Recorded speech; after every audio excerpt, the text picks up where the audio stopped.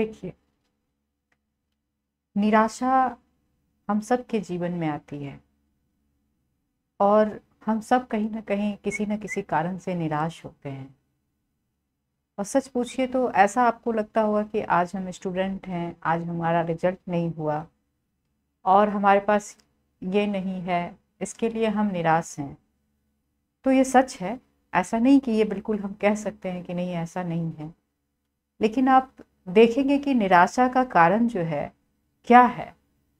और अगर आप उससे इवॉल्व होते हैं, तो आप एक बहुत बेहतरीन पर्सनैलिटी बन के उभरते हैं।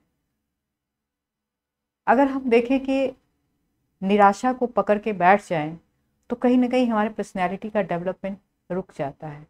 यद्यपि कि अध्यात्म में देखें हम लोग तो ये कहा जाता है कि व्यक्ति को उम्मीद ही नहीं करना चाहिए, आशा ही नहीं रखनी चाहिए।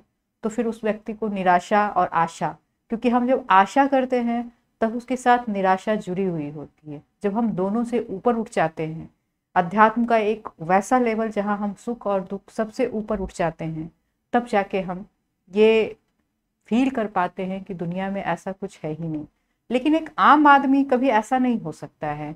एक इंसान जो है, हम डेली डेली अपनी परिस्थितियों को देखते हैं, उससे जूझते हैं और कहीं ना कहीं किसी न किसी चीज़ से खुशी होती है, फिर उम्मीद होती है और वैसे ही एक प्रोसेस है इंसान के इवॉल्व होने की।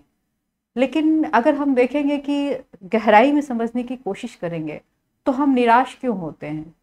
कभी कभी ऐसा होता है कि हम जो काम नहीं करना चाहते हैं और हमें पता ही नहीं होता है कि हमें वो काम करना है या नहीं करना है, लेकिन पेरेंट्स के दबाव में, माँ पिताजी के दबाव कहें या फिर कहें सोसाइटी के प्रेशर में या फिर कहें कि खुद एक इन्वायरमेंट के प्रेशर में हमने ऐसा मान लिया है, हम ऐसा करने की कोशिश करते हैं जो कि हम हैं नहीं।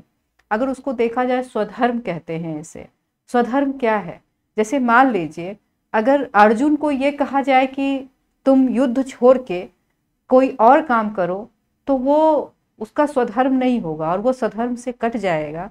तब ऐसा होगा कि वो जो है अपने व्यक्तित्व से ही कट जाएगा और वैसा व्यक्तित्व जो होता है खंडित मानसिकता का, जिसका जो विचार होते हैं बहुत खंडित होता है और वो कहीं भी सफल नहीं हो पाता है।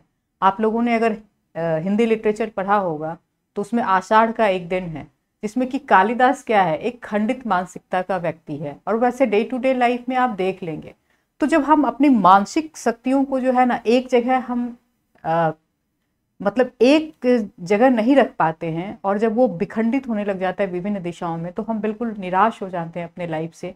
और निराशा के कारण हम कोई ऐसा डिसीजन भी ले लेता है आदमी जो कि उसको नहीं लेना चाहिए। तब हम जो है, जैसे आप मान लीजिए कि हमारी मानसिक ऊर्जा बहुत ज़्यादा है और हमने क्या किया, उसको अलग अलग डायरेक्शन में खंडित करके रखा हुआ है, तो कहीं एक काम में हम नहीं लगा पाएंगे इसको।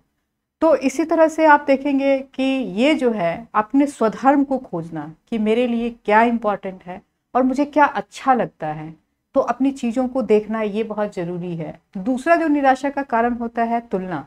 जो हम कंपैरिजन करना शुरू कर देते हैं कि अरे उसके पास ऐसा है। देखिए, अब जब रिजल्ट आता है तो क्या होता है, हमारा नहीं हुआ तो दुखी हैं, लेकिन अगर कोई बगल वाले का, मतलब कोई दोस्त का हो जाए, तो ऐसा लगता है जैसे कि मेरे जो स्थिति है ज़्यादा खराब हो गई और हम बहुत परेशान हो जाते हैं, बहुत निराश हो जाते हैं। तो ये भी कारण है कि हम जो है कहीं ना कहीं तुलना भी करते हैं, प्रेशर भी लेते हैं और अपनी एनर्जी को विभिन्न जगह पे खंडित भी करते हैं। और यही कारण है कि हम अपने जो काम है, मेरा जो जिस समय में जो काम करना चाहिए उसको हम नहीं कर पाते हैं। उससे हमारी एनर्जी जो है, एनर्जी नहीं एक जगह होने के कारण नहीं काम कर पाते हैं और उससे जो है निराशा हाथ लगती है। इसका कारण यही है कि हम भविष्य की सोचते हैं, पास्ट की सोचते हैं, वर्तमान में नहीं जीते हैं। तो आप वर्तमान में जीना शुरू कीजिए। हमेशा अपनी शक्तियों को पहचानिए, अपनी एबिलिटी को पहचानिए कि आप में क्या क्षमता है, क्योंकि हर व्यक्ति को जो नेचर ने है यूनिक बनाया है, हर किसी को वो यूनिक क्षमता दी है। तो उसको समझने की कोशिश कीजिए, उसको इन्हांस करने की कोशिश कीजिए। कभी भी इस भीड़ में अपने आप को खोने मत दीजिए कि आप भीड़ का हिस्सा बन जाइए। एक व्यक्ति के रूप में अपने आप को कैसे हम आगे बढ़ाएं और कैसे अपने व्यक्तित्व का विकास करें, इस पे बहुत ज़्यादा ध्यान दीजिए। तो निराशा धीरे धीरे धीरे धीरे आपका जो है वो काम में इन्वॉल्व होने लगेगा, अपने सीखने में इन्वॉल्व होने लगेगा, लर्न करने लगेंगे आप और आगे बढ़ने की कोशिश करने लगेंगे।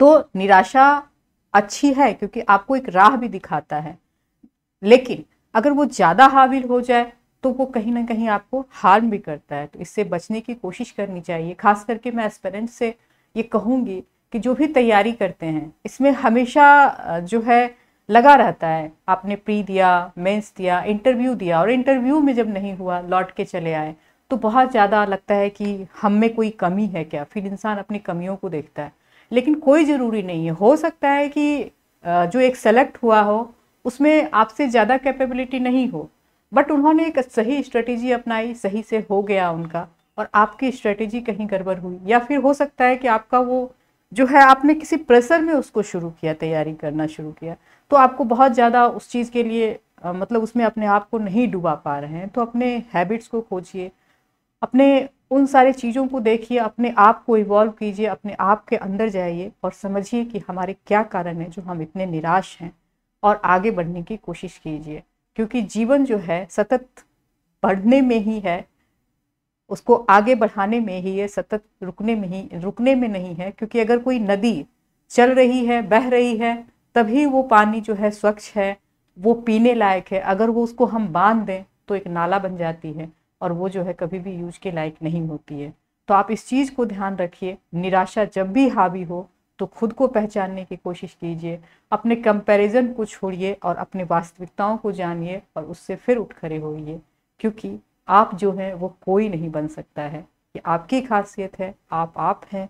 आप कभी दूसरों के जैसे बनने की कोशिश मत कीजिए। धन्यवाद।